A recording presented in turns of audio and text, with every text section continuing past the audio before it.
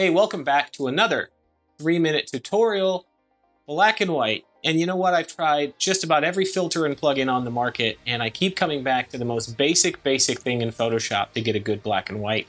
So I'm going to show you how I get my black and white quickly and easily, and how you can completely control it to get the exact look that you want every single time. Before we get started, just a reminder, I have a weekly podcast called Photobomb that I co-host with my good friend Boo Ray Perry. There'll be a link to that in the description, as well as a link to his YouTube channel. And so, now begins the tutorial.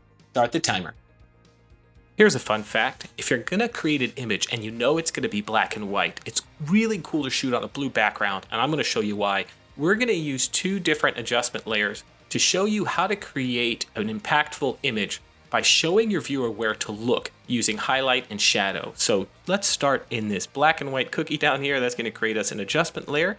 And that's going to give you sort of a transparent layer that you're going to make some changes on, and all the layers beneath it will be affected by it. So I'm going to hit black and white. Now we've got our black and white adjustment layer, and you'll see above it that you can adjust the individual color channels. Now here's where that blue background comes into play.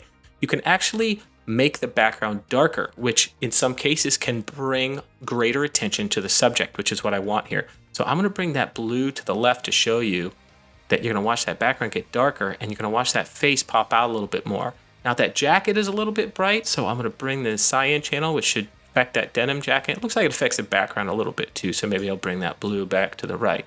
So now I've done all that without affecting the brightness of the face. Now the face, most human faces are going to be affected mostly here in this red and yellow channels, unless you're the Mad Titan Thanos, in which case magenta is going to affect your face. So we'll go to the red channel, and that's going to affect your mid to low tones in your face. And so I want to make those shadows a little deeper and create contrast, and I'm going to slide that to the left a little bit, and you're going to see that happen.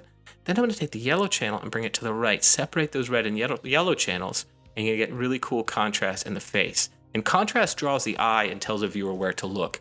So now I'm going to start my final contrast and tone adjustments to this using my second adjustment layer, which is going to be curves.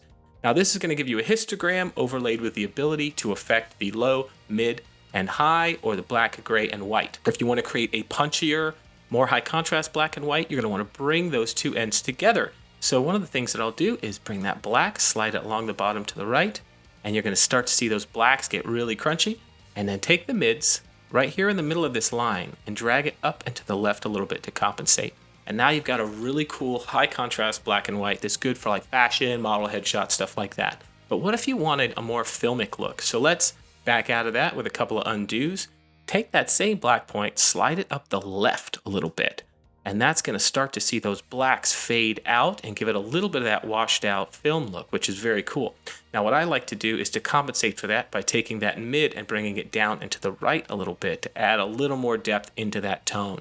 So now you've got a really cool kind of filmic black and white, or if you want a high contrast black and white, and you can create actions for either of those things that you can get it all done with the stroke of a button.